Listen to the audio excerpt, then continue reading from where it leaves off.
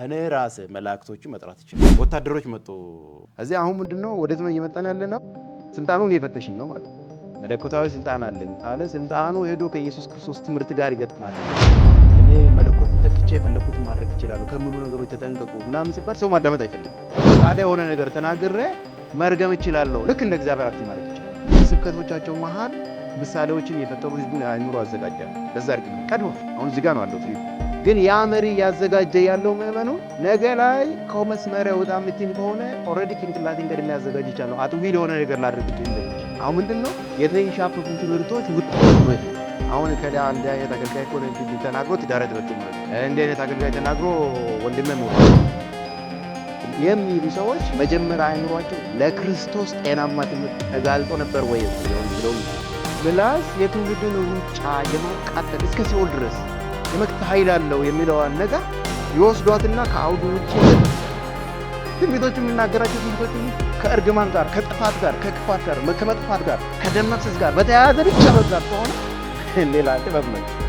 ከአዳኙ የሆነ ጥበብ አይደለም፣ ከገዳይ የሆነ ያንተን ስም የሆነ ሀገር ላይ ያለ የኔ ፓፓ አለ ለሱ ተክስት አደርግለታለሁና ኢንተርናሽናል አስረግማለሁ የሚለው መጽሐፍ ቅዱሳችን ላይ ጢሞቴዎስ ላይ ይላል ወንዶች በስፍራ ሁሉ የተቀደሱ እጆቻቸው ወደ ላይ አንስተው ጸልዩ ነው።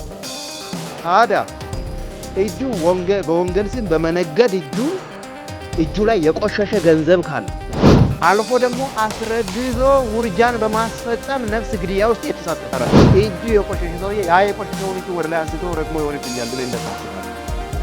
አእምሮአችሁ ይንቃ ነው የሚለው ለአማኝ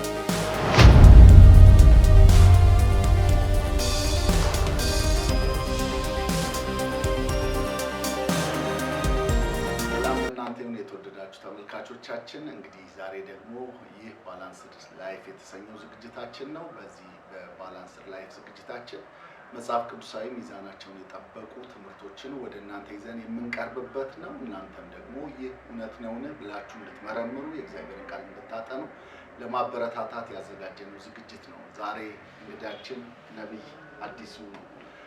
ከነቢይ አዲስ ጋራ የሚኖረን በአንድ ርዕስ ላይ ነው የምናወራው። ነገር ግን ተከታታይነት ያለው በጣም ወቅታዊ ጉዳይ ነው የምናነሳው። እንግዲህ ነቢይ አዲስ ያው የምናነሳው ነገሮች ብዙ ጊዜ ላይ መጽሐፍ ቅዱሳዊ የሆኑ በተለይም ደግሞ ምክንያታዊ ነገሮች ሲነሱ ሰዎች የሚያዩት አንድ ጎን ነው እና በተለይ በአስተምሮ ላይ ያሉ ሰዎች ሌሎችን በተለያየ አገልግሎት ውስጥ በኃይል አገልግሎት ውስጥ ያሉ ሰዎችን ለመተቸት ለመንካት አይነት አድርገው ያስባሉ። ነገር ግን ያ እንዳልሆነ ማረጋገጫ የሚሆነው በዛ አገልግሎት ላይ ያለ ሰው ነህ። በነብይነት አገልግሎት ታገለግላለህ። በትንቢት በነፃ ማውጣት በዴሊቨራንስ አገልግሎት ላይ እግዚአብሔር ለቤተ ክርስቲያን የሰጠው ጸጋ ባንተ ላይ እንዳለ ሁላችንም የምናውቀው እኛም ያስተዋልነው ጉዳይ ነው እና ስለዚህ ከዛ ነፃ ሆነው ተመልካቾች እንዲሰሙ ኦፊስን የሚያስተዋወቅኩት ለዛ ነው።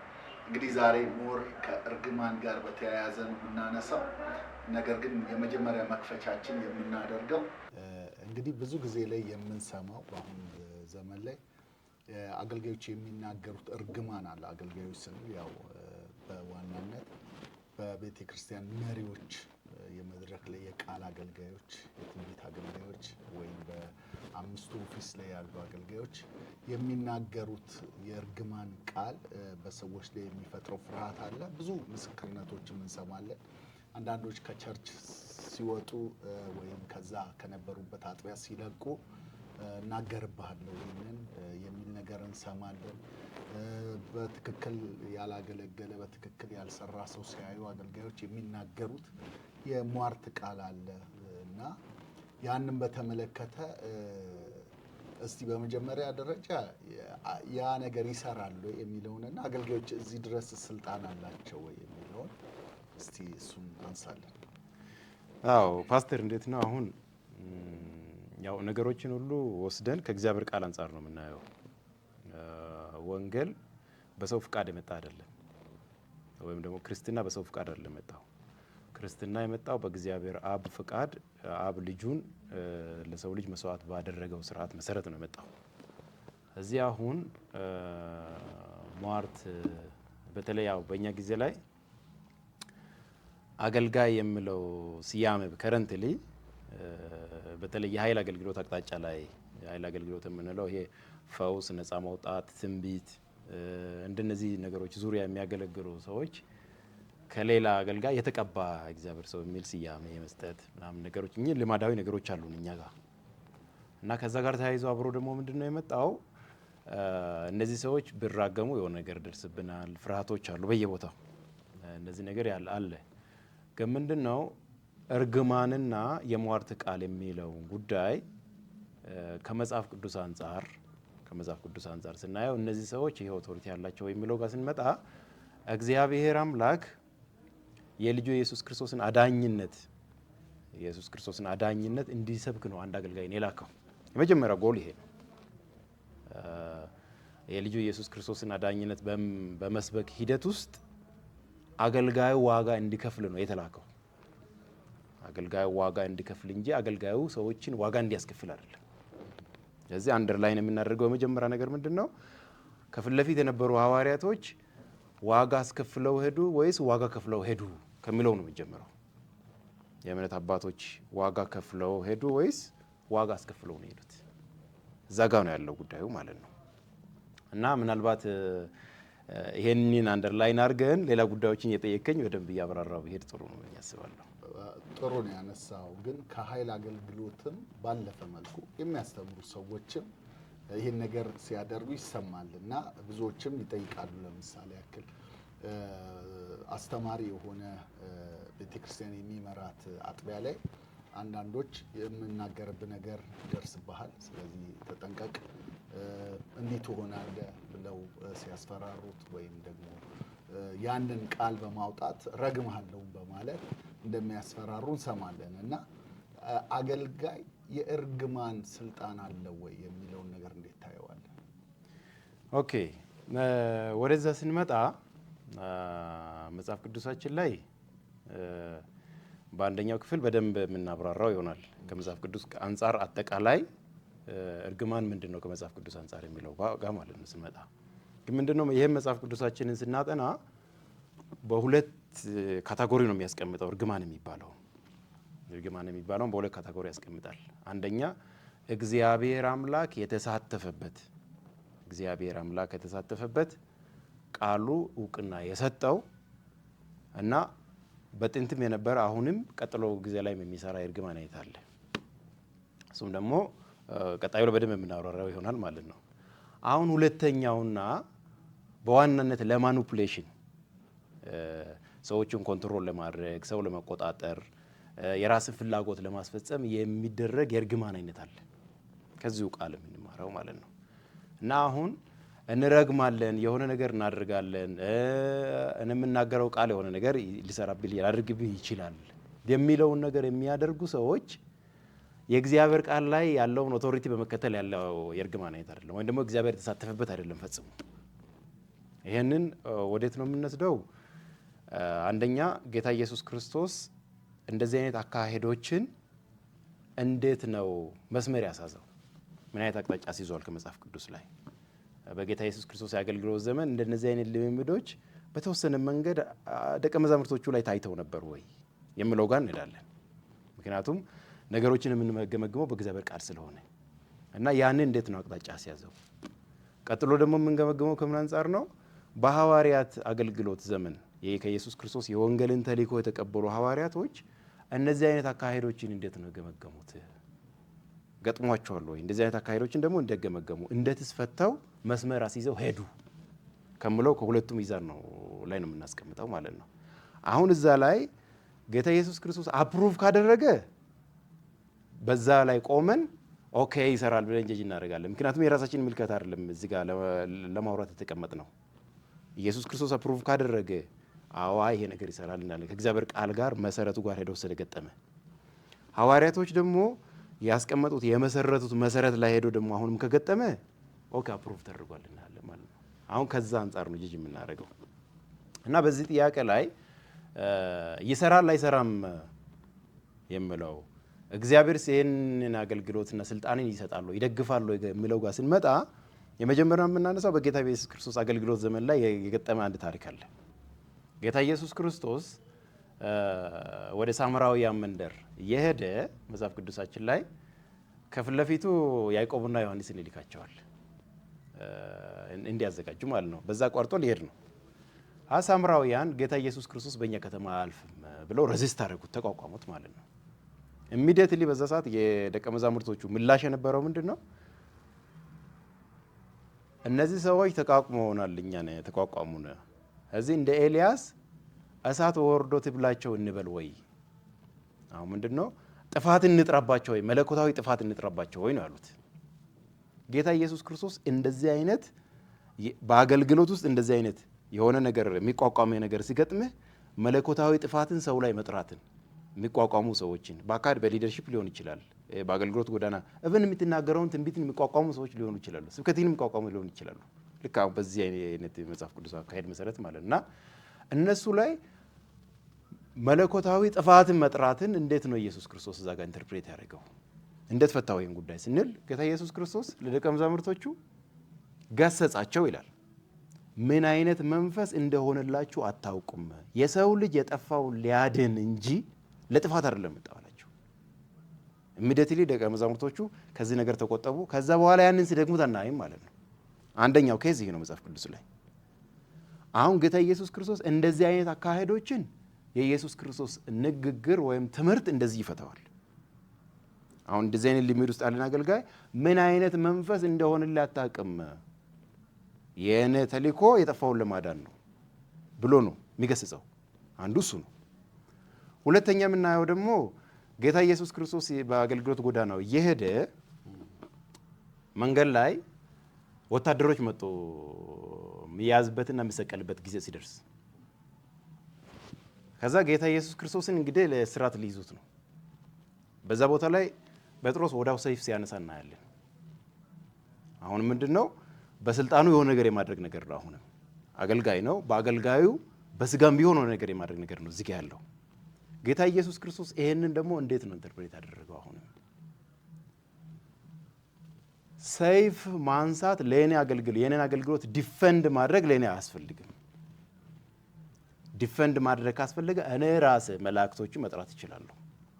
እኔ ነኝ በራሴ ኦቶሪቲ ምን ምላሽ መሰጠት እንዳለበት የማደርገው፣ መላእክቶችን ማዘዝ እችላለሁ ብሎ አስቆመው ማለት ነው። ጆሮ ቆርጦ ነበር፣ ጆሮ መለሰለት፣ እንደዚህ አርሞ አለፈ። አሁንም እዚህ ጋር አገልጋዮች ሰው ላይ የተቋቋማቸው ሰው ላይ በሊደርሺፕ ሊሆን ይችላል ወይም ደግሞ በሚሰብኩት ስብከት ወይም የሚናገሩት ትንቢት ወይም ደግሞ በሚያገለግሉት የኃይል አገልግሎት አቅጣጫ ላይ የሚገጥመው ሬዚስታንስ ነው እያወራናል ነው። ከዛ ቀጥሎ ደግሞ ጌታ ኢየሱስ ክርስቶስ ለደቀ መዛሙርቶቹ ምንድን ነው ያዘዘው? ማለት ታላቁ ተልእኮ አንጻር እንፈታለን። ከታላቁ ተልእኮ አንጻር ማቴዎስ 18 እና 19 ላይ ወደ ዓለም ሁሉ ሂዱ፣ እኔ የነገርኳችሁን እየተናገራችኋቸው፣ እኔ ያስተማርኩትን እያስተማራችኋቸው ደቀ መዛሙርቴ አድርጓቸው የሚለው ታላቁ ተልእኮ ውስጥ በማድረግ ሂደት ውስጥ ያልተቀበሏችሁን ግን ርገሟቸው አይልም አላለም። እዚህ አሁን መንፈስ ቅዱስ ይሄንን ጌታ ኢየሱስ ክርስቶስ ይሄን ከተናገረና አንድ ሰው በዛ ተልእኮ ውስጥ ነኝ ያለሁት የሚል ከሆነ የመጀመሪያ ልክ አንድ ሰው መርገም የሚባል ነገር አይምሮ ላይ ሲመጣ የመጀመሪያ ማሰብ ያለበት የኢየሱስ ክርስቶስ ንግግር ውስጥ ይሄ አለ ወይ? የኢየሱስ ክርስቶስ ትምህርት ውስጥ ይሄ አለ ወይ? እዚህ መጥቶ ከኢየሱስ ክርስቶስ ትምህርት ጋር ካልገጠመ ያለ ምምር ስህተት ነው ማለት ነው። እንደዚህ ነው የምናየው ነገሮችን። እዚህ አሁን ምንድነው ወዴት ነው እየመጣን ያለ ነው? ስልጣኑን እየፈተሽኝ ነው ማለት ነው። ከዛ ሌላ እዚሁ ላይ ምንድነው ሌላኛው ከኢየሱስ ክርስቶስ አገልግሎት አንጻር አሁን የምንገመገመው ሌላኛው መገምገሚያችን ምንድነው? ከላይ አብ የሰጠው የተስፋ ቃል መንፈስ ቅዱስ በእናንተ ላይ በወረደ ጊዜ ኃይልን ትቀበላላችሁ። አሁን አኖይንቲንግ የምንለው ማለት ነው። ኃይልን ትቀበላላችሁ፣ እስከ ምድር ዳርቻ ምስክሮቼ ትሆናላችሁ አላቸው። ስለዚህ የመንፈስ ቅዱስ ባህሪ ስለ ፐርሰን ሆሊ ስፒሪት ባህሪ ወይም ደግሞ ይሄ አኖይንቲንግ ከመጣ ምንድን ነው የሚያደርገው? ከኢየሱስ ክርስቶስ የሆነው አኖይንቲንግ ምንድን ነው የሚያደርገው ስለሚለው ደግሞ ዮሐንስ ወንጌል ምዕራፍ 14 ላይ በሰፊው አለ። 14:26 ላይ በተለይ ደግሞ እንደዚህ ይላል፣ መንፈስ ቅዱስ አጽናኙ በመጣ ጊዜ እኔ የነገርኳችሁን ያስታውሳችኋል። እዚህ አሁን ለምሳሌ እነ ጴጥሮስ በአገልግሎት ዘመናቸው የሰሩት አይነት ሌሎችን መለኮታዊ ጥፋት ሰዎች ላይ የመጥራት እንደ ኤልያስ እሳትና ውርድ የሚለውን ጥፋት የመጥራት ነገር ውስጥ አንድ ሰው ሲገባ እሱ ላይ ያለው አኖይንቲንግ ከእግዚአብሔር ከሆነ መለኮታዊ ስልጣኑ ከእግዚአብሔር ከሆነ የተካፈለው መንፈስ ቅዱስ የኢየሱስ ክርስቶስ መንፈስ ከሆነ በትክክል ኢሚዲየትሊ የሚያደርገው ነገር ያኛውን አስታውሰዋል። ምን አይነት መንፈስ እንደሆነልህ አታውቅም፣ አቁም ይለዋል ማለት ነው። ይሄንን ነው የምንጠብቀው። እዚህ አንድ ሰው አኖይንትድ ሆኛለሁ ወይም ደግሞ መንፈስ ቅዱስ በእኔ ውስጥ አለ መለኮታዊ ስልጣን አለኝ ካለ ስልጣኑ ሄዶ ከኢየሱስ ክርስቶስ ትምህርት ጋር ይገጥማል ወይ የሚለው ጋር እንሄዳለን ማለት ነው። አሁን ከዚህ ቃል አንጻር ስንፈትሸው የኢየሱስ ክርስቶስ ትምህርት ጋር አይገጥምም። ኢየሱስ ክርስቶስ እንደዛ አይነት ስልጣን አይሰጥም። እዚህ አሁን አንድ አገልጋይ አይ እኔ ባለኝ ስልጣን እረግማለሁ፣ ከስር ያለውን ሰው ረግሜ የሆነ ነገር ላደርስ እችላለሁ ካለ ወይም ደግሞ ቃል እሱ ላውጥቼ ቃሉ የሆነ ነገር ሊሆን ይችላል የሚል ከሆነ ከመጀመሪያ አንጻር ከኢየሱስ ክርስቶስ ትምህርት ጋር የሚገጥም አይደለም። ከዚህ አንጻር አንደኛ ምእመኑ መፍራት የለበትም ነው የመጀመሪያው ነገር የምናሰምርበት። ምእመኑ ይሄንን መፍራት የለበትም። ለምን? ከእግዚአብሔር የተሰጠ ስልጣን ስላልሆነ ሊፈራ አይገባም። ይሄንን ነው የምለው እዚህኛው ላይ። እንግዲህ አሁን ደግሞ አንዳንድ ኤክስፒሪየንሶችን ላንሳልህና እሱንስ እንዴት ታያቸዋለህ? ለምሳሌ ያክል በቅርብ ላይ የተጻፈ ጽሁፍ አይቻለሁ፣ ፌስቡክ ላይ ፖስት የተደረገ አንድ ትልቅ አገልጋይ እሱን በተመለከተ አንድ ቦታ ላይ ጸለይ እንደነበረ እና በተለይ ወንበር አስቀምጠው እሱን እንደረገሙትና ከዛ በኋላ የመኪና አደጋ፣ እስር ቤት፣ የተለያየ ነገር በጣም ብዙ ዋጋ ያስከፈለው ነገር እንደተከሰተ ከዛ ጋር አገናኝቶ ጽፎ አይቻለሁ። ብዙ ሰዎች ደግሞ እንደዚህ አይነት ቃል አወጣብኝ፣ ከዛ ጊዜ በኋላ ህይወቴ ተበላሸ፣ መሪዬ አገልጋይ ከኔ የበላይ የነበረው አካል ተናግሮኝ ህይወቴ ምስቅልቅሉ ወጣ የሚሉ ሰዎች አሉና በዚህ አይነት ብዙ ምስክርነቶች አሉ። የሞቱ ሰዎች ጭምር ሰምተናል። ምክንያቱም ገሌ ከተናገረበት በኋላ ቤቱ ገባ ሞተ የተባሉ ሁሉ አሉና ይህንን እንዴት ነው የምታየው? ኦኬ፣ እንደነዚህ አይነት ነገሮች ያው እኔም በራሴ የምሰማቸው ነገሮች ይኖራሉ። አሁን በዚህ ላይ እንዳነሳ ነው እንደ ክርስቶስ ትምህርት በዚህ ምድር ላይ ፓስተር ምንድን ነው ያለው? ብዙ አይነት ትምህርቶች አሉ። ብዙ አይነት ትምህርቶች አሉና በተለይ አሁን ጊዜ ላይ በዚሁ አጋጣሚ ለማንሳት ያክል አሁን ጊዜ ላይ አንዳንድ አስተማሪ አባቶች ወንጌል ያስተማሩ በሲሪየስ የሚያስተምሩ ሚዛናዊ ሆነው ማለት ነው ወንጌል የሚያስተምሩ አባቶች እባካችሁን የሚሰሙት ትምህርት ተጠንቀቁ፣ የአንድን ሰው ሰብአዊ ስልጣን ሰውነትን የሚያነክስ አይነት ትምህርት ከእንደዚህ አይነት ትምህርቶች ተጠንቀቁ፣ እኔ መለኮትን ተክቼ የፈለኩትን ማድረግ ይችላል ከሚሉ ነገሮች ተጠንቀቁ ምናምን ሲባል ሰው ማዳመጥ አይፈልግም። አሁን ጉዳዩ ምንድነው? የጊዜው ሞቅታ ነው ሰው የሚያየው። አሁን እንደነዚህ አይነት ሰዎች ተናግረው የሚሆንበት ምክንያት አለው። አሁን እግዚአብሔር ፈቅዶ ነው ወይ አይደለም? ከኢየሱስ እንግዲህ ከእግዚአብሔር ቃል እንደጠቀስ ነው ከኢየሱስ ክርስቶስ ትምህርት ጋር ገጥሞ ነው ወይ አይደለም? ግን ምን ያደርጋሉ?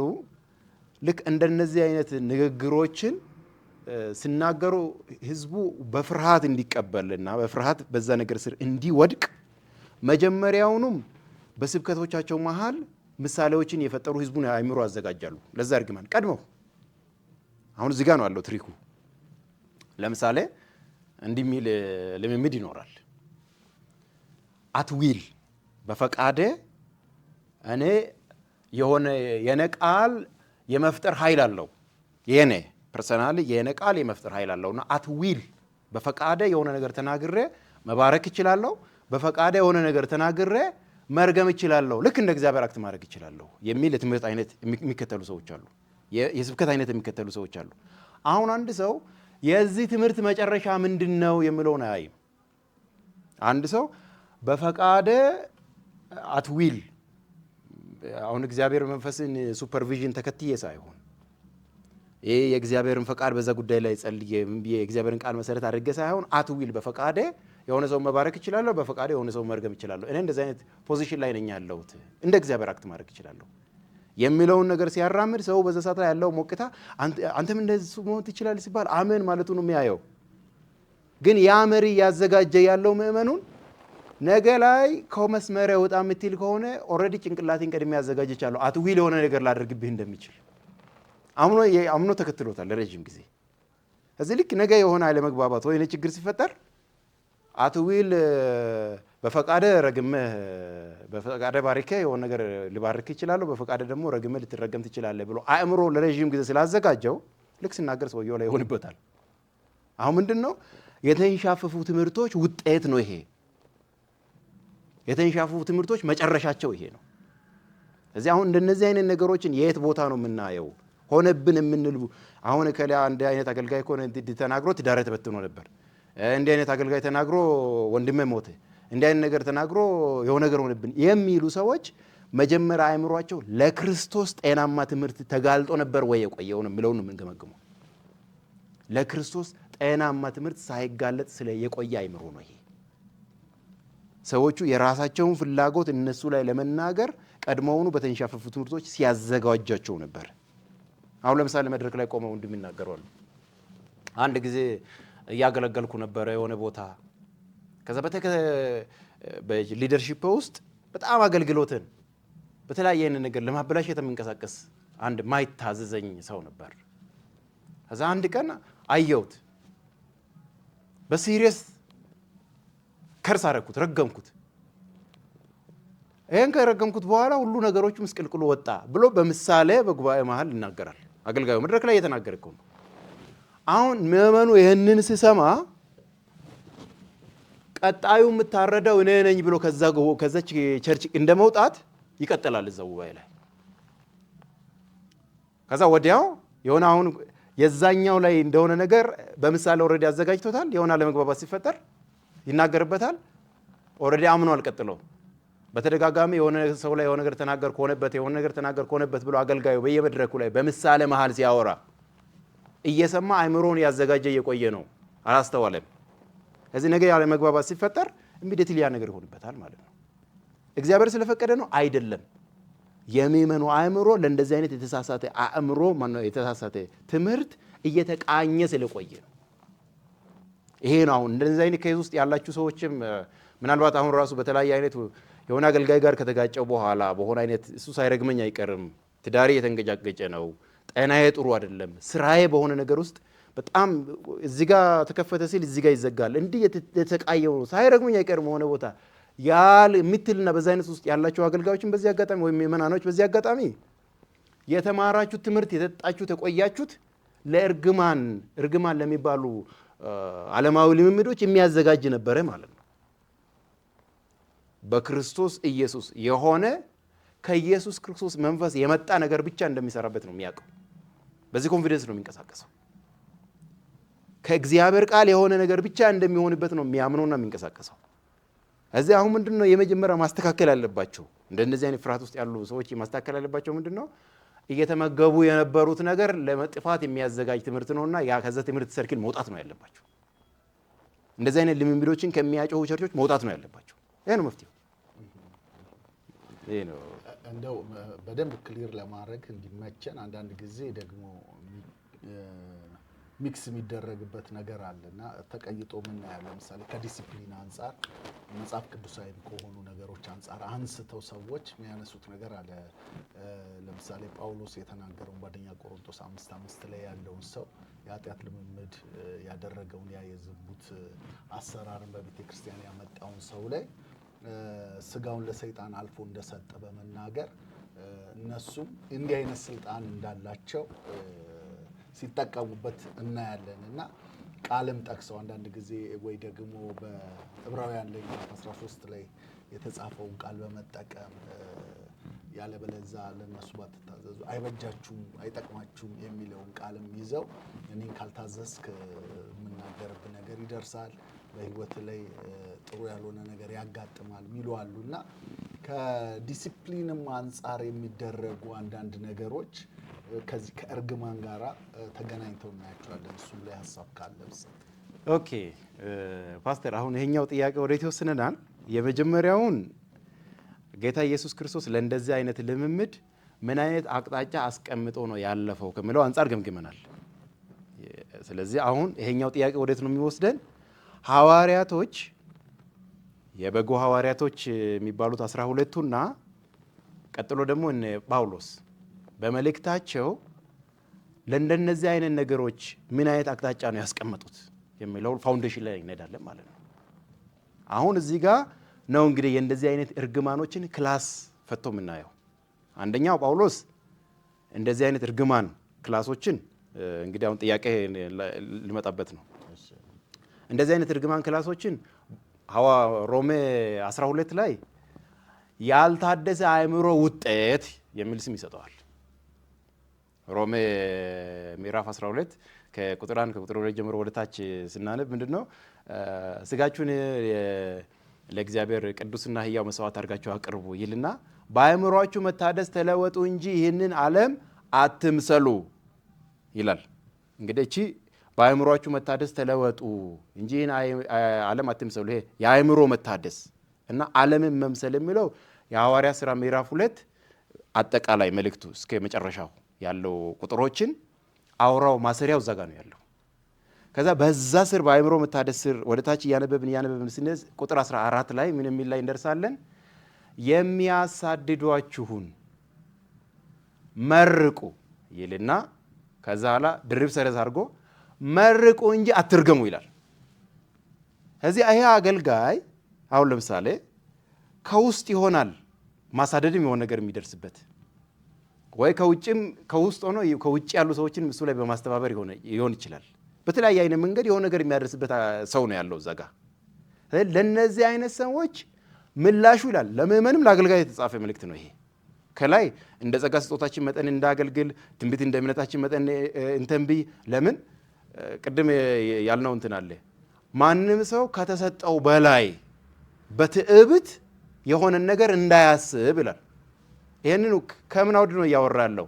ካልታደሰ አእምሮ አውድ ነው እያወራ ያለው። ያልታደሰ አእምሮ ከተሰጠው በላይ ይኮፈሳል። ተቀብቻለሁና የተናገርኩት ነገር ሁሉ ይሆናል፣ የረገምኩት ይረገማል፣ የሆነ ነገር ያልኩት ይሆናል ከሚል አንጻር ያስባል ያልታደሰ አእምሮ። ስለዚህ እንደተሰጠው እንደ እምነቱ መጠን እያለ ነገሮች ልክ እያበጀለት ይሄድና እርግማን ጋር ይደርሳል። የሚያሳድዷችሁ፣ ስደት የሚያስነሱባችሁ፣ በሆነ አይነት ነገር የሚቆረቁር ነገር ለሚፈጥሩባችሁ እነሱን መርቁ። ሁለቴ ነው መርቁ ነው የሚዘጋም ላይ መርቁ እንጂ አትርገሟቸው ይላል ማለት ነው። ስለዚህ ሐዋርያቶች እንደነዚህ አይነት ነገሮችን ከምን አንጻር ፈቱ የሚለው ጋር ስንመጣ ሮሜ 12 ላይ ካልታደሰ አእምሮ አንጻር ፈታ። እንደገና አሁንም ደግሞ ሟርትን አሁንም የቅዱሳን ሟርት የምንለውን ወይም ደግሞ የአገልጋይ የተቀባ ሰው ሟርት ምናምን የምንለውን ወይ እርግማን የምንለውን አሁን እንደው ከስጋዊነት ወይም ደግሞ ኦልድ ሰልፍ ከስጋዊነት አንጻር ደግሞ ይፈተዋል። ምን ላይ? ገላትያ 5 ላይ የስጋ ስራዎች ብሎ ሟርተኝነት ወይም ደግሞ ዊች ክራፍት ይለዋል ማለት ነው።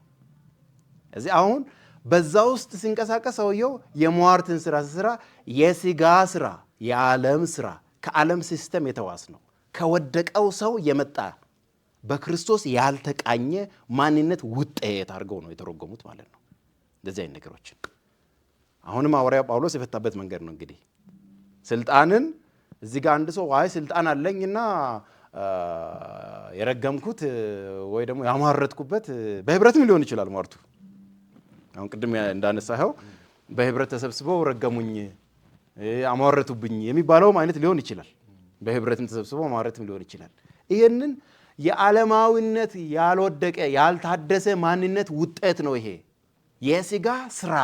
ልክ ከመጠጥ እኩል ገላትያ 5 ላይ ከመጠጥ እኩል ነው ያስቀመጠው፣ ከጭፈራ እኩል ነው ያስቀመጠው፣ ዝቅ አድርጎት ማለት ነው። ከጣዖት አምልኮ እኩል ነው ያስቀመጠው ይሄን እንጂ እንትን መንፈሳዊ ኦቶሪቲ ነው ምናምን ብሎ እብንንም እንደዛ አይነት ልምድ አለኝና እናንተም ቀጥሉበት ብሎ የራሱ ምሳሌ አድርጎ አልጻፈም።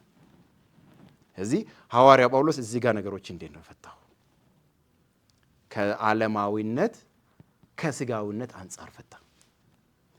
ሌላው ሐዋርያ ደግሞ እናነሳለን። አሁንም መጽሐፍ ቅዱሳችን ላይ ማን ነው ያለው? ሐዋርያው ያዕቆብ ምዕራፍ 3 ላይ ምዕራፍ 3 ላይ ሐዋርያ ያዕቆብ ደግሞ ስለ ሰማያዊቷ ንጽሕት ስለሆነችው ጥበብ ያወራል። እንግዲህ አሁን ወደ ሊደርሺፕ መጣን ማለት ነው። አሁን በተለይ እንደነዚህ አይነት ይሄ ረግመሃለሁ፣ ቃል አወጣብሃለሁ ምናምን የሚባሉ ነገሮች የንግግረ ቃል ያንተ ሩጫ ሊያቃጥል ይችላል እስከ ሲኦል ድረስ የሚባሉ ትምክህቶች። ምክንያቱም አንደበት ላይ ፓወር አለ፣ የቃል ኃይል አለ የሚባሉ ትምክህቶችን ከላይ ጀምሮ ስለ ምላስ በብልቶች መካከል ያለች አደገኛ ወላዋይ ነች፣ ወላዋይ ብልት ነች፣ በአካላቶች መካከል ወላዋይ ነች እያለ ያወራና ይመጣል። አሁን አውዱን ጠብቀን ወደታች ስንሄድ ስለ ምላስ የትውልድን ሩጫ ስለማቃጠሉ በሲኦል እስከ ማቃጠል ድረስ ኃይል መኖሩ ለዛ ልምምድ ያዕቆብ እውቅና እየሰጠ ነው የጻፈው ወይስ በዛ አትታሰሩ፣ ይሄ ጥበብ ጤናማ አይደለም እያለ ነው ያለው? አሁን እንግዲህ በብዛት የምናየው ክፍተት ምንድን ነው? በተለይ ይሄ አንደበት ቃል ኃይል አለው የሚባለው ትምህርቶች እና እነዛ ትምህርቶችን ባይዘው ፓስተር አውቃቸዋለሁ። ማለት ያው ወጣት እያለ በተለይ ዩኒቨርሲቲ ላይ ምናምን ስትሆን ለብዙ አይነት ትምህርት ትጋለጣለህ፣ ታገኘዋለህ፣ ታነበዋለህ፣ ምናምን ነገር ታነበዋለህ፣ ፕራክቲስ ለማድረግ ሙላ ትሞክራለህ ምናምን። ፓወር በቃ ሰማይና ምድር ማናጋት ትችላለህ የሚሉ ነገሮች ይመጡብሃል። በተለይ በወጣት ሞራሉ ስትሆን የጸጋ ስጦታዎች ምናምን ሲገለጡ ሌላው ላይ ሳይገለጥ ሲቀር ስታይ ምናምን በጣም አቅም ልዩ አቅም ላንተ ጋር ያለ ነው ይመስልህ። እና እነዚህ አይነት ቦታዎች ላይ ደግሞ በተለይ አሁን ስለ ምላስና ስለ ቃል ኃይል ሲጠቀስ በብዛት እቺ ቦታ ነች የምትጠቀሰው። ለምን? ምላስ የትውልድን ሩጫ የማቃጠል እስከ ሲኦል ድረስ የመክተት ኃይል አለው የሚለዋን ነገር ይወስዷትና ከአውዱ ውጪ ይለጥጡታል። ፕሩፍ ቴክስቲንግ ይባላል። የሆነ አጀንዳ ትፈጥራለህ ወይም ደግሞ የሆነ ርዕስ ታመጣለህ፣ ለርዕስ እንዲገጥምልህ አድርገህ መጽሐፍ ቅዱስን ታጣምማለህ። ይሄ ነው አውዱን ያልጠበቀ አፈታት ማለት ነው። ግን እዛ ጋር ያዕቆብ እንዴት ነው ያንን የፈታው? እንዴት በዛው ምላስ እዚህ ጋር እግዚአብሔርን ባርከንበት በዛው ምላስ ደግሞ በእግዚአብሔር አምሳል የተፈጠረ እንዴት ላምቦ ቦታውን ይቅርታ እንችላለን። እንግዲህ ልብ ልንል የሚገባው ልምምዶችን ከራሳችን ምልከታ አንጻር ሳይሆን አባቶች ምን አይነት ፋውንዴሽን ነው ያስቀመጡት ከሚለው አንጻር መፍታት ስላለብን፣ ሁሉ ነገር ከመጽሐፍ ቅዱስ አንጻር ነው። ከእኔ ምልከታም አይደለም ከማንም እንትን አንጻር አይደለም መፈታት አለበት። ከአስተማሪነትም ከነቢይነትም አንጻር አይደለም መፈታው፣ ከቃሉ አንጻር መሆን ስላለበት ነው። እና እንደዚህ ይላል በጌታ በኢየሱስም አነባለሁ። ያዕቆብ ምዕራፍ 3 ከቁጥር 6 ጀምሮ አንደበት እሳት ነው፣ አንደበት በብልቶች መካከል አመፀኛ ዓለም ሆኗል። ስጋን ሁሉ ያሳድፋል፣ የፍጥረትን ሩጫ ያቃጥላል፣ በገሃነም ያቃጥላል ይላል። እንግዲህ አሁን ያዕቆብ ይህንን ያለበት ምክንያት በሉ እንግዲህ አንደበታችሁ ላይ እንደዚህ አይነት የስልጣን ቃል አለና ሂዱና እንደፈለጋችሁ ሁኑ ለማለት ፈልጎ ነው ወይ ነው? ኮንፊደንስ ለመስጠት ነው ወይ ይሄን ያለው? አትዊል የሆነ ነገር አንደበቴ ላይ የሆነ ነገር የመፍጠር ኃይል አለው እንደፈለኩ ለማለት ፈልጎ ነው ወይ ይሄን አውድ የተናገረው? ቀጥሎ ያለውን ማንበብ አለብና እንደዚህ ይላል። የአራዊትና የወፎች የተንቀሳቃሽና በባህር ላይ ያለ ፍጥረት ወገን ሁሉ በሰው ይገራል፣ ደግሞ ተገርቷል። ነገር ግን አንደበትን ሊገራ ማንም ሰው አይችልም። የሚገድል መርዝ የሞላበት ወላዋይ ነው፣ ወላዋይ ክፋት ነው ይላል። ስለዚህ አሁን በጥሩ ነው እየጠቀሰ ያለው? በጥሩ አይደለም እየጠቀሰ ያለው። ይኸው የሚገል መርዝ የሞላበት ወላዋይ ክፋት ነው ሲል፣ ስለዚህ አንደበቴ ላይ የሚገል መርዝ አለና ተጠቀም ወንድምህ ላይ ያለ ነው ወይ? አይደለም። ኮንፊደንስ ይሰማህ። አትዊል የሆነ ሰውን ብትረግም ይሆንበታል፣ አትዊል ብትባረክ ደግሞ ይሆንበታል። አንደበቴ ላይ እኮ ኃይል አለ። ስለዚህ የአንደበት ቃል ኃይል ብለህ ስበክና አስተምርና ከዛ እንደፈለግ ሰዎችን ተጠቀምባቸው እያለ ነው ወይ? አይደለም። እንደዚህ ይላል፣ በእርሱ ጌታና አብን እንባርካለን፣ በእርሱም እንደ እግዚአብሔር ምሳሌ የተፈጠሩትን ሰዎችን እንረግማለን፣ ከአንድ አፍ በረከትና መርገም ይወጣሉ ይልና ወንድሞች ሆይ ይህ እንዲህ ሊሆን አይገባም። ስለዚህ አሁን እዚህ ጋር ስለ እንደነዚህ አይነት የአንደበት ኃይል ወይም ደግሞ የአንደበት ቃል ስለሚባለው ሐዋርያቶች መሰረት ስጥሉ እንዴት ነው የጣሉት? እንደነዚህ አይነት ልምምድ እንደነዚህ አይነት አስተምሮ ሊሆን አይገባም። የተገባ ትምህርት አይደለም። የተገባ አስተምሮ አይደለም። ኦኬ ከዛስ አሁን አይገባም ካለ በኋላ ቀጥሎ ምንጩን ደግሞ ለከፋፍሎ አስቀምጣል ማለት ነው። አሁን በሆነ አይነት የአንደበት ቃል ወይም ደግሞ እርግማን ምናምን ልምድ ውስጥ ያለ ሰውን ምንጭ ለይቶ ወደሚያስቀምጥበት እንሄዳለን። እዚሁ ጋር ነው እንግዲህ ቁጥር 11 ምንጭ ከአንድ አፍ የሚጣፍጥና የሚመርን ውሃ ያመነጫልን ይላል። እዚህ አሁን ምንጭ ማጣራት አለብን ወደሚለው ሄደ ማለት ነው። ከምንጭ አንጻር ነገሩን እየፈታ ነው ያለው። ወንድሞች ሆይ በለስ ወይራን ወይንስ በለስን ልታፈራ ትችላለችን ይላል። ከጨው ውሃ ጣፋጭ ውሃ አይወጣም ይላል። እዚህ አሁን ምንጭ የለየ ነው። እንግዲህ አሁን የሆነ አይነት ልምምድ ውስጥ ያለ ሰውዬ አንደበት ላይ የሆነ የትውልድ ሩጫ የሚያቃጥል የሰውን ትዳር መበተን የሚችል የሰውን ጤንነት ላይ አደጋ ማድረስ የሚችል የሰውን ቢዝነስ ከተለያየ አቅጣጫ ተተብትቦ ቁጭ እንዲል ሰውየው ከሀገር ወጥቶ እንዳይሳካለት አገር ውስጥም እንዳይሳካለት ከሰው ጋር የሄደበት ቦታ ሌላ ቸርች ከነ ቸርች ወጥቶ ሌላ ቸርች ቢገባው እንኳን የገባበት ቸርች ላይ ስምምነት አያግኝ ብዬ ብናገር ይሆንበታል ብለህ የምትመካው ሰው ምንጭህን ላይ ያለ ነው ያለው እዚህ ጋር። ኦኬ እንደዚህ ይላል ቁጥር 13 ላይ ከናንተ ጥበበኛና አስተዋይ ማን ነው? በመልካም አኗኗሩ ስራውን በጥበብ የዋህነት ያሳይ።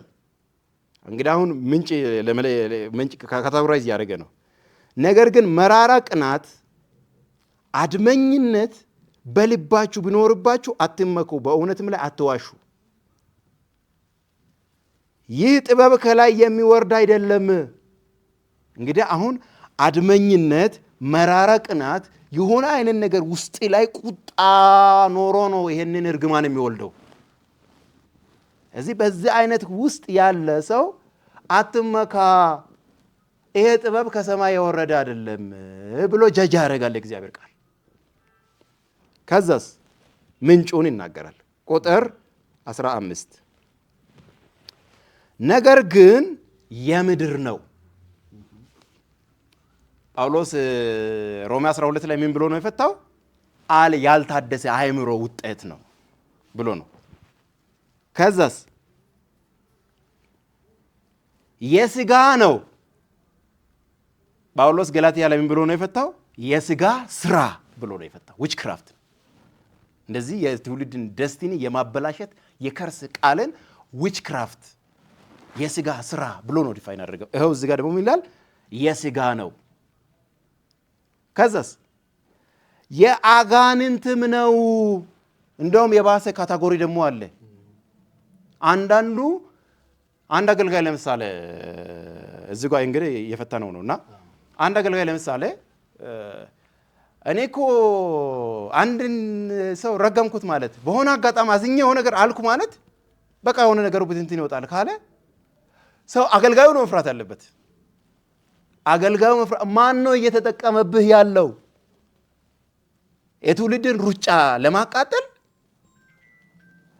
የትውልድን ሩጫ ወደ መንግስተ ሰማያት ለማቅናት የሞተውን ኢየሱስ ፋንታ የትውልድን ሩጫ የማቃጠል ስራን በአንተ የተጠቀመ ያለው አካል ማን ነው?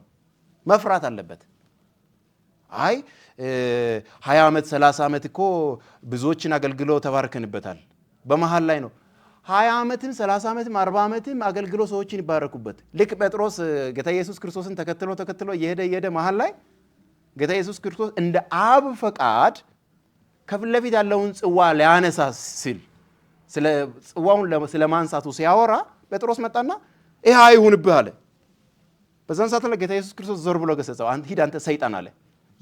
ማን ነበር በዛን ሰዓት ጴጥሮስን የተጠቀመው?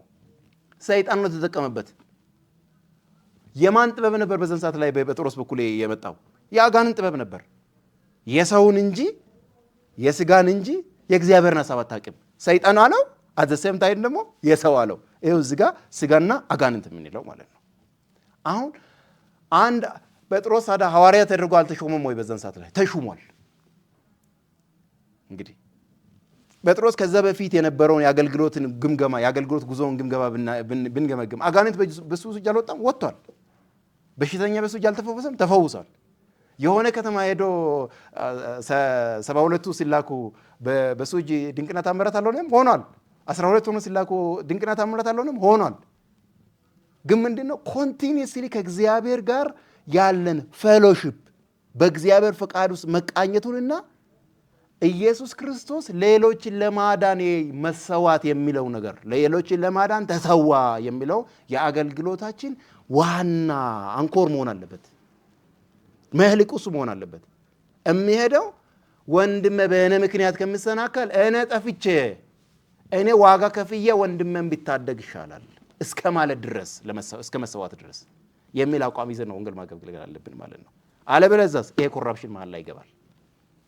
እዚህ አሁን ከላይ የመጣ ይሄ በአንደበቴ ቃል የሆነ ነገር አቃጥላለሁ የሆነ ሰዎችን ህይወት አበላሻለሁ የሚለውን እየፈታ ከምን ካቴጎሪ ነው ያስቀመጠው? ከዓለም የሆነ ጥበብ ነው። እንደዚህ አይነት እርግማን ቃል ሶርሱ ምንድነው? ከዓለም ነው። ሶርሱ ምንድነው? ከስጋ ነው። የባሰ ደግሞ ከፍ ስናደርገው አንዳንዱን ደግሞ በተለይ የእንትናማ ጠብ አይልም፣ ረገመ ማለት ጠብ አይልም እኮ እሱማ ፈራጅ እኮ ነው ከተባለለት በቃ እሱ ሌላ ቃልቻ ነው የሰራበታለሁ። ትንቢቶቹ በብዛት የሚናገራቸው ትንቢት አይነቶች ምናልባት ሌላ ጊዜ ስለ ትንቢቶች አይነትና ሌላ ዝርዝር ውስጥ በሌላ ትምህርት ምናልባት ይመጣ ይሆናል። ትንቢቶቹ የሚናገራቸው ትንቢቶች ሁሉ ከእርግማን ጋር፣ ከጥፋት ጋር፣ ከክፋት ጋር፣ ከመጥፋት ጋር፣ ከደም መፍሰስ ጋር በተያያዘ ብቻ በብዛት ከሆነ ሌላ ጥበብ ነው ይሄ። ከአዳኙ የሆነ ጥበብ አይደለም፣ ከገዳይ የሆነ ጥበብ ነው ይሄ። ከአጥፊ የሆነ ጥበብ ነው። እንደዚህ ነው መሰረቱ ላይ እንደዚህ ፈተው ነው ሐዋርያቶች ያስቀመጡት። እዚህ ምን ይላል? ከዛ ከአጋንንት ነው ቅናትና አድመኝነት ባሉበት ስፍራ በዚያ ሁከትና ክፉ ስራ ሁሉ አሉና። ስለዚህ በእርግማን ቃል የሰውን ትዳር መበተን ክፉ ስራ ነው። የሰውን ቢዝነስ ማበላሸት ክፉ ስራ ነው። በእግዚአብሔር አምሳል የተፈጠረ ሰው ጤንነት ላይ አደጋ ማድረስ ክፉ ስራ ነው። እነዚህ ነገሮች በሙሉ ከምን ጥበብ ጋር ነው የተያያዙት? ዓለማዊነት፣ ከስጋ፣ ከአጋንንት። አሁን ጥበብ ሲባል እንግዲህ በተለይ ሊደርሺፕ ዊዝደም ይባላል። የቸርች ሊደርሺፕ ዊዝደም፣ የኳየር ሊደር የሊደርሺፕ ዊዝደም፣ የጸሎት ቡድን መሪ የሊደርሺፕ ዊዝደም፣ የፓስተሮች ምናምን መሪ የሊደርሺፕ ዊዝደም። በሊደርሺፕ ዊዝደም ውስጥ ተቀናቃኞችህን ተቃራኒ አቋም የያዙ ምናልባት አሁን ለምሳሌ በክርስትና ውስጥ በወንጌላውያን ቤተክርስቲያናቶች ውስጥ ለምሳሌ ቃለ ሕይወት በሆነ ጉዳይ ላይ ከኤሚከሲ ጋር፣ ከመካነ ኢየሱስ ጋር፣ ከሕይወት ብርሃን ጋር፣ ከአማኑኤል ህብረት ጋር እንደዚህ ይሄ የሆኑ ልዩነቶች አሉ። ልዩነቶችን ግን በጋራ ዶክትሪናል ነገር ላይ አንድ ነው። በዶክትሪናል ጉዳይ ላይ ተመሳሳይ ነገር ስላለን ሌላ ልዩነቶችን ቪው ደረጃ ላይ ያሉ ነገሮችን አቻችለን እየሄድን ነው ያለነው። ግን ወደ ቸርች ወደ አጥቢያ ቸርች ደረጃ ደግሞ ስመጣ የሆነ ነገር ላይ ትንሽ የቪው ልዩነት የእይታ ልዩነት የሆነ ሰው ካመጣ በዛ እይታ ዙሪያ በእርጋታ በቅንነት መንፈስ በዘከነ መንፈስ እንደመነጋገር ይሄንን ትምህርት ለመምታት ነው የተነሳው እና ረግመዋለሁ። ይሄንን የፈውስና የትንቢታዊ ኃይል አገልግሎት ላይ ነው የተነሳው እና ረግመዋለሁ የሚባሉ አካሄዶች በሙሉ ክፉ ስራ ናቸው። የዚህ ጥበብ ምንጭ ምንድን ነው? ዓለም፣ ስጋ፣ አጋንንት ይለዋል። ሐዋርያቶች በዚህ መሰረት ላይ ነው ነገሮችን የፈቱት። በዚህ መንገድ ነው አቅጣጫ ያስቀመጡለት። ከዛስ አያይዘ ያው ከዲሲፕሊን አንጻርም የሚያደርጉት ነገር አለ። እሱ ላይ እመጣለሁ ፓስተር። ከዛ እዚሁ ጋር ምናልባት ስለ ጥበብ ተነስቶ በዚህ ምትክ ግን ጤናማው ሊደርሺፕ ምንድን ነው የሚለውንም አስቀምጦ ነው ሄደው። ወይም ደግሞ ጤናማው ጥበብ ምንድን ነው፣ ወደየት መምጣት አለባቸው እንዲህ አይነት ልምምድ ውስጥ ያሉ፣ ወይም ደግሞ እንዲህ አይነት ልምምድ ያለበት ቦታ እየሸሹ ያሉ ምእመናን ደግሞ ምን አይነት ልምምድ ወዳለበት ማህበር ነው መሄድ አለባቸው የሚለውን እዚህ ጋር ያስቀምጣል። ቁጥር 17 ላይ ላይኛይቱ ጥበብ ግን በመጀመሪያ ንጽሕት ናት፣ ከዛስ በኋላም ታራቂ ናት፣ ስለዚህ ከላይ ያሉ እረግምሃለሁ ምናምን የሚባሉ ነገሮች ከምን የተወለዱ ናቸው ማለት ነው? ከግጭት የተወለዱ ናቸው ማለት ነው። ስለዚህ ከታራቂነትና ከይቅር ከመባባል ይልቅ በዛ ቦታ በምንድነው ምላሽ የተሰጠ ያለው? ምንድነው? የስልጣን ቃል አለኝ እረግምሃለሁ ነገር በማለት ነው ማለት ነው። ስለዚህ የላይኛይቱ ጥበብ ግን ሲሆን መጀመሪያ ንጽሕት ናት። ሁለት መልክ የላትም፣ አንድ መልክ ነው ያላት፣ የማዳን መልክ ነው ያላት። ከዛስ ታራቂ ናት፣ ገር ናት፣ ግትር አይደለችም። እኔማ የኔ ሊደርሺፕ ላይ እንደዚህ አይነት በአገልግሎት ፊት እንደዚህ የቆመ ሰው በኔ ሊደርሺፕ ላይ እንዲህ የመጣብኝንማ በምንም መንገድ ቶለሬት አላደርግም የምል አይደለችም። ከላይኛው የሆነችው ንጽሕት ከላይኛው የሆነው ማለት ነው። ከዛስ ኢሽባይ ምህረትና በጎ ፍሬ የሞላባት ጥርጥርና ግብዝነት የሌለባት ናት። ምህረት በጎ እኔ አባል የሆንኩበት ቤተክርስቲያን ላይ የኔ ፓስተር የኔ መሪ የሚለው አገልጋይ በሱ ስር የተጠለልኩት ወይ ቤተሰቦችን ይዤ አባል የሆንኩበት ሰው የሆነ ቀን የሆነ ነገር ሊያደርግብኝ ይችላል የሚል ጥርጣሬን እኔ ላይ የሚፈጥር አይደለም። ላይኛይቱ ጥበብ የሚሰራበት ቤተክርስቲያን ጥርጥር ግብዝነት የሌለባት ናት። ኮንፊደንስ ይሰጣል ለአማኙ። በዚህ ቸርች ቢቀጥልም አሞኬ ከዚህ ቸርች ምናልባት ወጥቼ ከቦታ ርቀትም ወይ በተለያየ አይነት ምክንያት ምን የምወጣበት ሁኔታም ካለ ኦኬ ሆኜ ነው የሚቀጥለው። ምክንያቱም የትም ቦታ ሄጄ የኔ ከክርስቶስ ጋር ያለኝ ህብረት ጤናማ መሆን ብቻ ነው የሚያስጨንቀው የቤተክርስቲያን መሪ። ምናልባት ፓስተር በሚል ሐዋርያ በሚል ነብይ በሚል ሐዋርያነት ላይ ጥያቄ አለብኝ አሁን ላይ እና በሚሉ ጉዳዮች በዛ ስር የተጠለለ ሰው ከሆነ ማለት ነው አንድ ምእመን አንድ ቤተክርስቲያን አባል ኮንፊደንስ ይሰማዋል የትም ለመሄድ። ይሄ ነው ጥርጥርና ግብዝነት የለም፣ አይፈራም።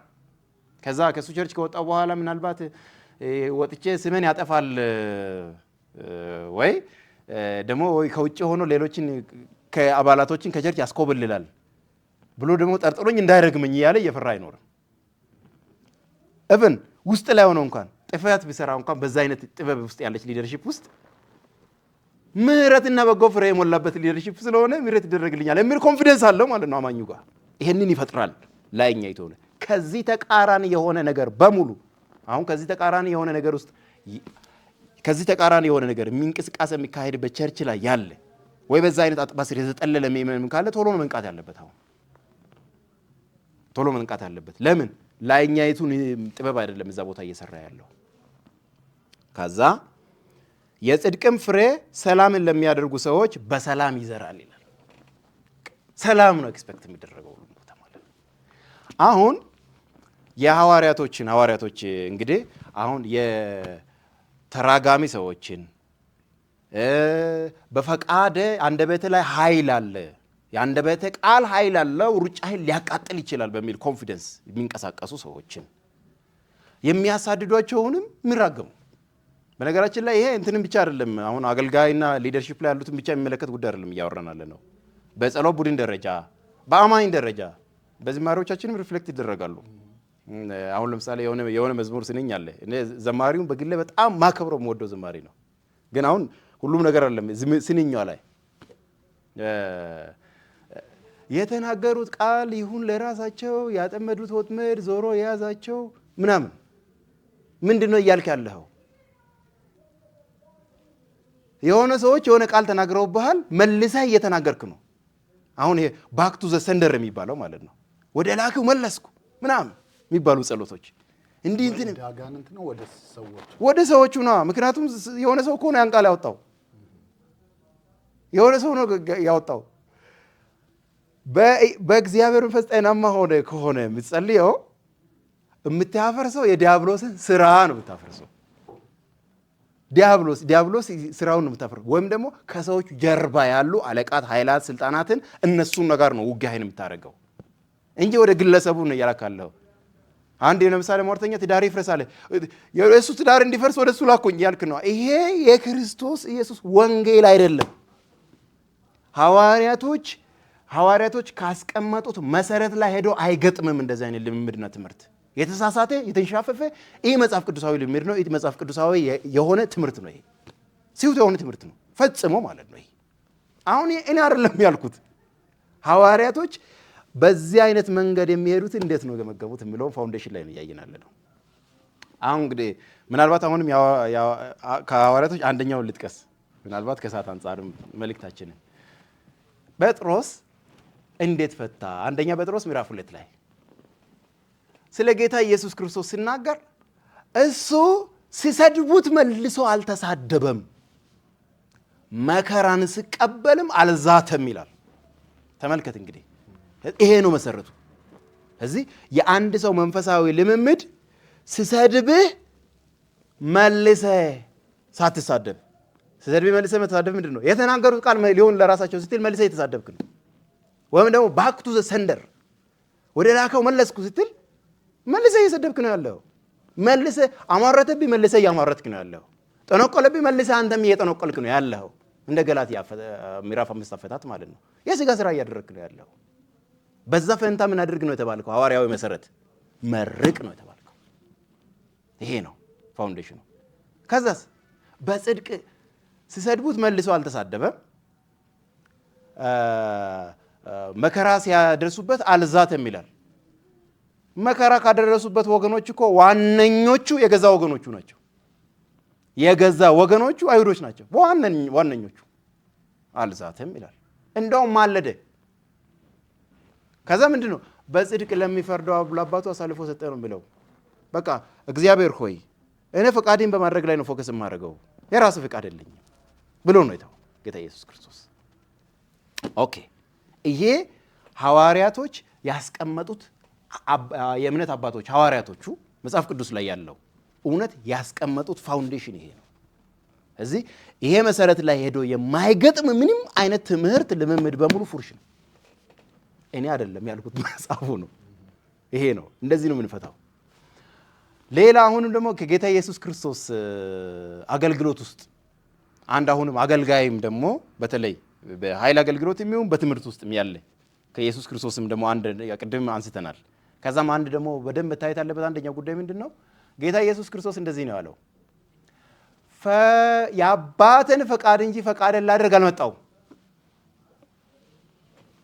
የላከኝም ፈቃድ እንጂ የራስን ፈቃድ ላደርግ አልመጣሁም። የራስን የአንደበት ቃል ስልጣን ኤክሰርሳይዝ ለማድረግ አልመጣሁም። የራስ የአንደበት ቃል ስልጣን ምን ማድረግ እንደሚችል ለማሳየት አልመጣሁም። የላከኝን ፈቃድ ላደርግ ነው። ስለዚህ አንድ ሰው እኔ ላይ ከባድ ቅባት ነው ያለብኝ፣ በልዩ ሁኔታ አኖይንትድ የሆንኩ ሰው ነኝ ብሎ ራሱን አፖስትል ይበል፣ ፕሮፌት ይበል፣ ሜጀር ፓስተር ይበል፣ በቃ ልዩ ኢቫንጀሊስት ነኝም ይበል፣ በምንም ስም ራሱን የጥራ ሰውየው በጣም እኔ ላይ ሄቪ ነው አለው፣ ለየት ያለ ቅባት ወርዶብኛል ብሎ ካለ የእሱን ቅባት የምንገመግመው ከኢየሱስ ክርስቶስ የሆነው ቅዱሱ መንፈስ ነው ወይ የሚለው ጋር እንመጣለን። ከኢየሱስ ክርስቶስ የሆነው ቅዱሱ መንፈስ ምን አይነት ንግግር ነው አፍ ላይ የሚያመጣው? የኢየሱስን ንግግር ነው የሚያስተምረው። እኔ የተናገርኳችሁን ያሳስባችኋል። ምን ማለትን? ፈቃድን ላደርግ አልመጣሁም ማለትን። የአንደበትን የስልጣን ቃል መፍጠር ይችላል፣ ማፍረስ ይችላል፣ መገንባት ይችላል የሚል ትምክህትን ለማድረግ አልመጣሁም። እኔ የላከኝም ፈቃድ ከእሱ የተሰማሁትን ብቻ እናገራለሁ። ይህን ለማድረግ ነው መጣሁት። ይሄንን ምሳሌ ትቶልን ነው ሄደው። ከዚህም ጋር የማይገጥም አገልጋይ የሚያገለግልበት ቤተ ክርስቲያን ውስጥ ህብረት የሚታደርጉ ሰዎች በድፍረት ነው የምናገረው። እንዲህ አይነት የእግዚአብሔርን ፈቃድ ማድረግ ላይ ፈቃዱን ሰረንደር ያላደረገ ፈቃዱን ለእግዚአብሔር አሳልፎ ልክ የጌታ ኢየሱስ ክርስቶስ ምሳሌ የማይከተል በንግግሩ በትምህርቱ መሃል ሁሉ ያንን የማያንጸባርቅ ግን ልዩ ቅባት ነው እኔ ላይ ያለብኝ፣ እለያለሁ ከሌሎችም አገልጋዮች፣ ከሐዋርያ፣ ነቢይ፣ ፓስተር፣ መንገላዊ እኔ እለያለሁ። የሆነ ለየት ያለ ነገር ነው ያለብኝ። የሆነ ነገር ከተናገርኩ በቃ ዲስትራክሽን ይከተላል የሚል ነገር ላይ ያለ የኢየሱስ ክርስቶስ ንግግር እየነገረህ አይደለም። የኢየሱስ ክርስቶስን ትምህርት እያስተማረህ አይደለም። ኢየሱስን ወደ መከተል ደቀ መዝሙርነት አያደርስህም። መታወቅ አለበት። የተንሻፈፈ እንትን ነው። አሁን ፓስተር ያነሳኸው የቤተ ክርስቲያን ስልጣን ያልከው ጋር ስንመጣ አሁንም ከዚህ አንጻር እንፈታለን። ከሐዋርያቶች አንደኛ 12ቱ ሐዋርያቶች ጋር ምክንያቱም ቤተ ክርስቲያን የሚባለው ነገር ከክርስቶስ ሞትና ትንሣኤ በኋላ የመጣ ስርዓት ስለሆነ የአካሉ ስርዓት በኢየሱስ ክርስቶስ ሞትና ትንሣኤ በኋላ የመጣ ስርዓት ስለሆነ ማለት ነው። አሁን ይህንን ስል ዩኒቨርሳል ቤተክርስቲያን ያነሳው አይደለም። አሁን የእምነት አባቶች ምንድነው ዕብራውያን 11 ላይ ያለችውን አይደለም ያነሳው ያለሁት። አሁን ከሐዋርያት ሥራ በኋላ ያለችውን ነው ያነሳው ያለሁት እኔ ማለት ነው። አሁን ይህንን ሳነሳ ወዴት ነው አንድ ነገር ጀጅ ለማድረግ ስለ ቤተክርስቲያን ስልጣን እንግዲህ ልናወራ ነው። አሁን ወደዛ ጋር ጀጅ ወደ ማድረግ ስንመጣ የ12ቱ ሐዋርያቶች የበጎ ሐዋርያቶች የምንለውና ሬቬሌሽናል አፖስትል ደግሞ እንላቸው ጳውሎስን ማለት ነው። የነሱ መጽሐፍ ቅዱስ ላይ ያለው የነሱ ቃልና ከነሱ በኋላ የመጣን የኛ አገልጋዮች አሁን ለምሳሌ አንድ ሰው እኔ ሐዋርያዊ መንፈስ አለብኝ ብሎ ራሱ መሾም ይችላል። እሱም ጋር አይደለም አሁን ጉዳዩ፣ እዛ ጋር ዲቤት አይደለም። ነቢይም ወንጌላዊም ምንም ይባል የነሱ ቃል የሐዋርያቶቹ 12ቱና የነ ጳውሎስ ማለት ነው የማይቀለበስ የማይሻር የጸና የትንቢት ቃል የሆነው ኢንፋሊብል ወርድ በዛ ኦቶሪቲ መጽሐፍ ቅዱስ የሚሆን ቃል ተናጋሪዎች ናቸው እነሱ። ስለዚህ እኔ አሁን ተነስቼ ጳውሎስ እንደዚህ ብሏልና እኔም በሱ ደረጃ ተናግሬ የሆነ ነገር የማድረግ ኃይል አለኝ አልልም። ጳውሎስ ባስቀመጠው ፋውንዴሽን ነው የምንሄደው። ኦኬ፣ ቅድም ወዳልከው ልምጣ። ቆሮንቶስ ላይ በዝሙት ምክንያት ከእንጀራ እናቱ ጋር የተኛው እና የቤተ ክርስቲያንን አካሄድና መልክ በክርስትና ኦልሬዲ ፋውንዴሽን ላይ የክርስትናን መልክ እየሰሩ ነው ያሉት። እዛ ጋር ባህሉንም የቀረጹት ነው ያሉት። እዛ ጋር ለቀጣይ ያለውን የክርስትናን ጉዞ ባህልን ፋውንዴሽን እዛ ጋር ላይ በሚያደርጉበት ሰዓት ላይ መልኩን ሊያበላሽ ያለው እንደዚህ አይነት ልምምድ ላይ ጳውሎስ ተቆጣ። ከመንፈስ ቅዱስ ጋር ሆነን ከእናንተ ጋር ሆነን ይሄ ሰው ለስጋው ጥፋት ለነፍሱ ማለት ነው በጌታ ቀን ማለት ነው ትንሣኤ እንዲሆንላት ማለት ነው ፈርደንበታል አለ። ከዛስ ነው አሁን ጉዳዩ። ከዛስ የቆሮንቶስ ምዕመናን ወዲያው ተደናገጡ። በጉዳዩ ላይ ሐዘን ውስጥ ገቡ። ምን አይነት ሐዘን? በሁለተኛው መልእክቱ ይጠቅሰዋላ ጉዳዩ። በሐዘን ውስጥ ገቡ። ምን አይነት ሐዘን? ወደ ንስሐ የሚመራ ሐዘን። ወዲያው ተመለሱ። ከዛ ጳውሎስ ምን አለ? ይቅር ብያዋለሁ። ይቅር ብያዋለሁ ሲል ደግሞ ከልቤ ነው። ምክንያቱም በውስጥ ምናልባት ከልቤ ይቅር ሳልል ቀርቼ ምክንያቱም ለሰይጣን አሳልፈን ስለሰጠ ነው። ከልቤ ይቅር ሳልል ሲቀር የሰይጣን ሐሳብ አልስተውም በዚህችን አጋጣሚ ተጠቅሞ ይህን ነፍስ ያጠፋዋል አለና ሰውየው በምህረት አመለጠ። ቃለቀ። በጳውሎስ ደረጃ የመጣው እንኳን እንደዚህ ነው። የጸና የትንቢት ቃል መናገር የሚችለው ጳውሎስ ደረጃ የመጣው ነገር እንኳን በእንደዚህ አይነት ሁኔታ አልተጠናቋል ጉዳዩ። ጌታ ይባረክ። አሁን እዚህ ላይ እንቆምና ወዴት እንሄዳለን? አሁን ያነሳኸው በቤተ ክርስቲያን ኦቶሪቲ ደረጃ አሁን ለምሳሌ ጌታ ኢየሱስ ያለው አለ 2-3 ሆናችሁ በተሰበሰባችሁበት በዛ ይገኛለሁ ባለበት ስልጣንና ሐዋርያቶች ባስቀመጡት ስልጣን ደረጃ የሚነገሩ የእርግማን አይነቶች አሉ። እነዛ እርግማኖች ወይም ደግሞ ከሐዋርያቶች ቀጥሎ የመጡ አሉ።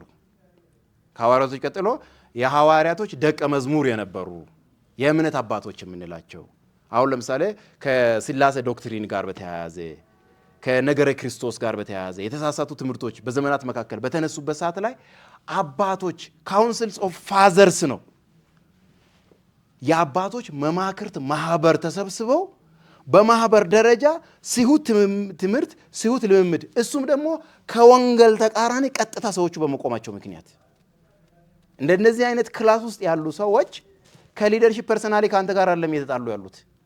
እነዚህ ሰዎች አጌኒስት የኢየሱስ ክርስቶስ ነው የተነሱት። አጌኒስት ወንጌል ነው የተነሱት። ቀጥታ ጠፍተው ሌሎችን ለማጥፋት የተነሱ አይነቶች ናቸው።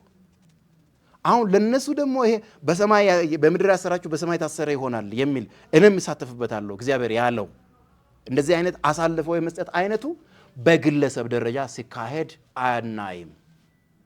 በቤተ ክርስቲያን በማህበር ደረጃ ቤተ ክርስቲያን ግለሰብ አይደለችም። የአማኞች ስብስብና ህብረት ደረጃ የሚተላለፍ ጀጅመንት ነው። እሱም ሰውየው አጌኒስት ወንጌል አጌኒስት መሰረታዊ አባቶች ካስቀመጡት መሰረታዊ ዶክትሪኖች ጋር በቀጥታ የሚላተም ከሆነ አርዮሳዊ አይነት አካሄዶች ሲሆኑ እነዚህ አይነት ነገሮች ሲሆኑ ቀጥታ በአባቶች ነው ይሄ ዲክሌር የሚደረገው። በቤተ ክርስቲያን ደረጃ የተሰጠ ስልጣን እንጂ ለግለሰብ የተሰጠ አኖይንቲንግ አይደለም። ይሄ ነው። እሱን ደግሞ በብዛት አሁን ቀጣይ ኤፒሶድ ላይ ስለ የከርስ አይነቶች መጽሐፍ ቅዱሳዊ እግዚአብሔር የተሳተፈባቸው እርግማኖች ምንድናቸው የሚለው ላይ በደንብ እንተነትነዋለን። በጣም ጥሩ። ከማጠናቀቃችን በፊት ያው ብዙ ነገሮችን አንስተናል። የቅዱሳን የህዝቡ የጌታ ህዝብ ተሳትፎ ወይም ምላሽ ምን መሆን አለበት ነው የምትለው በዚህ አቅጣጫ ላይ? ኦኬ፣ በዚህ አቅጣጫ ላይ ፓስተር፣ በዚህ አጋጣሚ አንድ ምሳሌ ልንገርህ። በሱ ምሳሌ ቢጠቀልለው ጥሩ ነው ብዬ ነው። አንድ ወዳጅ ገጠመኝና እሱ የሆነ ቸርች ህብረት ያደርጋል። የሚያደርግ ወዳጅ አለው። የሆነ ቸርች ህብረት የሚያደርግ ወዳጅ አለውና ያ ወዳጁ ምን ይለዋል? ከዛ ቸርች ሊለቅ ፈልጌ ነበረ። ከዛ ቸርች ሲወጣ ግን ምናልባት ዝም ብዬ ውልቅ ብዬ ከወጣው ወጥቶ የሆነ ነገር ያደርጋል። ከሱ አባሉ ነው አብሮ እያገለገሉ ከሱ ቸርች የወጡ ሰዎች በሙሉ ይራገማል ሰውየው። አንዳንዱን ማስጠንቀቂያ ያናገራል። ምን የሚሉ ሰዎች አሉ በዚህ ከተማ እንግዲህ እረፍ፣ የሆነ ነገር ብታደርግ እረግማለሁ፣ ካስፈለገ እስከ ጥግ ልሄድ እችላለሁ። እስከ ሲሆን ማለት ነው አይደለም ያንተን ስም የሆነ ሀገር ላይ ያለ የኔ ፓፓ አለ ለሱ ተክስት አደርግለታለሁና ኢንተርናሽናል ያስረግማለሁ የሚሉ አሉ።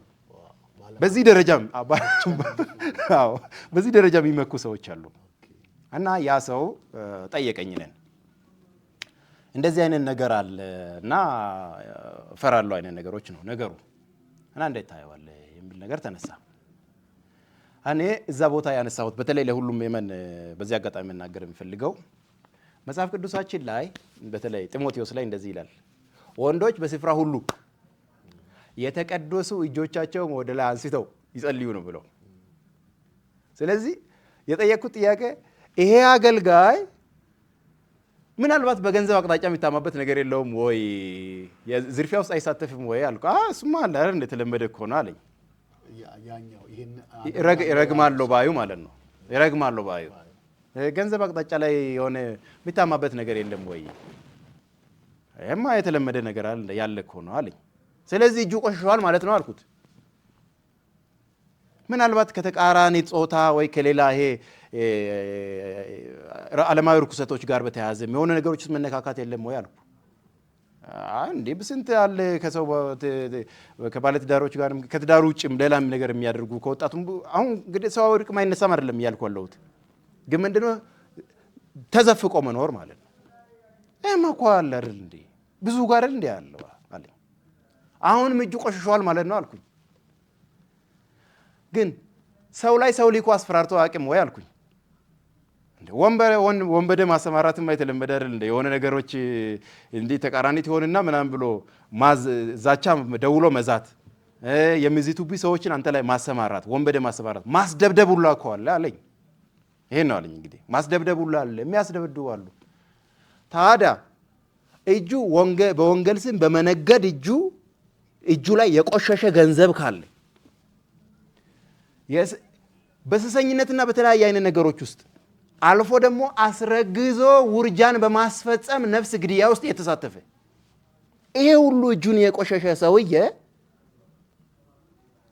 በዛ ላይ በገንዘብ ደግሞ ወንበዴዎችን ገዝቶ ሰው ላይ በማሰማራት እጁ የቆሸሸ ሰውዬ ያ የቆሸሸውን እጁን ወደ ላይ አንስቶ ረግሞ ይሆንብኛል ብለህ እንደታስባለህ ንቃ እንጂ አልኩ ማለት ነው።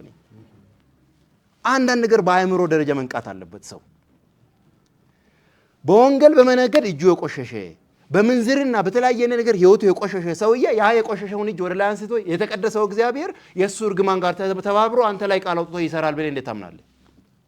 አንዳንድ አእምሮአችን መጠቀም አለብን፣ መንቃት አለብን። አንተ እግዚአብሔርን በመፍራት ቤት ውስጥ የምትጸልየው 5 ደቂቃ በእግዚአብሔር ፊት ተሰምነት አለው ከሱ የሱ የቆሸሸውን እጁን አንስቶ ከሚጸልየው ጸሎት ይልቅ። ይሄ ነው እውነቱ። እግዚአብሔር አምላክ የማንንም የቆሸሸ የህይወት ስርዓትን ማለት ነው የሚደግፍ አምላክ አይደለም። አንዳንድ ጊዜ ጻድቁ ጽድቅን ያድርግ እርኩሱም ይርከስ ብሎ ስለፈቀደ አንዳንድ ጊዜ ሰዎች ያንን ርኩሰት የተለያየ ነገሮችን እያደረጉ እግዚአብሔር እውቅና የሰጠ አብሯቸው እየቀጠለ ያለ ይመስላቸዋል። ጽዋ እስኪሞላ ድረስ ነው እንደዛ እየኖሩ ያሉት። እግዚአብሔር አብሯቸው ኖሮ አይደለም። ስለዚህ መፈራት የለበትም። አእምሮአችሁ ይንቃ ነው የምለው አሁን ለአማኝ አእምሮ ይንቃ። አንዳንድ ነገሮችን ክሪቲካሊ ያስቡ፣ ጭንቅላታችሁን ተጠቀሙ፣ ሎጂካሊ ያስቡት። አንዳንድ ነገሮችን ይሄ ሰውዬ ወር ላይ አንስቶ የሚጸልይበት እጁ ማለት ነው በየቀኑ በተለያየ አይነት ነገር ውስጥ በመግባት የበከተ እጅ ነው። የተቀደሰ እጆቻችሁን አንሱ ነው የሚለው። ከአመፃ በሰው ህይወት፣ በሰው ትዳር፣ በሰው ቢዝነስ ላይ በክፉ በመመኘት በምናምን ነገር ያልተበላሸ ያልተነካካ እጃችሁን ለወንጌል ብቻ የተለየ እጃችሁን አንስታችሁ ጸልዩ ነው የሚለው። አለቀ። አገልጋዩ ሴት ይሁን ወንድ ይሁን ይሄ ነው ክራይቴሪያው። ስለዚህ ቼክ አድርጉ። አንዳንድ ነገሮችን በአእምሮ ቼክ አድርጉ። ምን አይነት ህይወት ነው ይሄ ሰውዬ እየመራ ያለው? ምን አይነት ህይወት ነው እየመራ ያለው? ተው የጸጋ ስጦታው፣ ቅባቱ፣ ፈውሱ እሱ የጸጋ ስጦታ ነው። ከጸጋ ስጦታ ውጪ የሱ ህይወት ምን አይነት ህይወት ነው ያለው? ምን አይነት ህይወት ነው የሚመራው? አጠገቡ ያሉ አገልጋዮችን እንዴት ነው ትሪት የሚያደርገው? ከሱ ጋር ቸርች ስራ የጀመሩ አብሮ ያገለገሉ አብሮ የለፉ ዋጋ የከፈሉ አገልጋዮች ከሆነ ጊዜ በኋላ የት ነው ያሉት? ምን አድርጎላቸው ያውቃል በህይወታቸው ላይ? ቼክ አድርግ። እንደ ባህል አእምሮ ገምግሙ። አንዳንድ ነገሮችን ኃጢአት አይደለም መገምገም፣ መንፈሱ መመርመር፣ አካሄዱ መመርመር ኃጢአት አይደለም። አእምሮአችሁን ተጠቀሙ። አንጠቀምም ካላችሁ ደግሞ የሱ እናንተን እንደፈለገ ለማሽከርከር ትመቹለታላችሁ። መጨረሻ ላይ ደግሞ እርግማን ሰራብኝ ስበርልኝ ልትሉ ነው ማለት ነው። አይሰራም እንደዛ። ይህንን ነው ለማለት የምፈልገው። አእምሮአችሁን ተጠቀሙ፣ ንቁ። እንደዚህ የቆሸሸ እጅ ወደ ላይ አንድ ሰው አንስቶ ከላይ ብርሃን ሊኮለት ሰፖርት የሚያደርገው እግዚአብሔር የለም። ቴንኪው በጣም እንግዲህ በክፍል 1 ስለ አገልጋዮች ጋር ተያይዞ ያለ የእርግማን ሀሳብን በተመለከተ ከነቢይ አዲሱ ጋር የነበረን ቆይታ ይህን ይመስላል። በቀጣይ ደግሞ በጥንቆላ፣ በድግምት፣ በሟርት በተለያየ መናፍስታዊ ዓለም ጋር ግንኙነት ያላቸው ስራዎች በቅዱሳን ላይ ውጤት ያመጣሉ፣ በቅዱሳን ላይ ይሰራሉ የሚለውን ደግሞ ይዘንላችሁ እንቀርባለን። ምናልባት አሁን በተነሳው ሀሳብ ላይ ጥያቄ ያልገባችሁ ነገር ካለ እንዲብራራላችሁ የምትፈልጉት በኮሜንት ሴክሽኑ ላይ ማስቀመጥ ትችላላችሁ። በሚቀጥለው ክፍል ላይ እስከምንገናኝ ድረስ የእግዚአብሔር ጸጋ ከእናንተ ጋር ይሁን። ሻሎም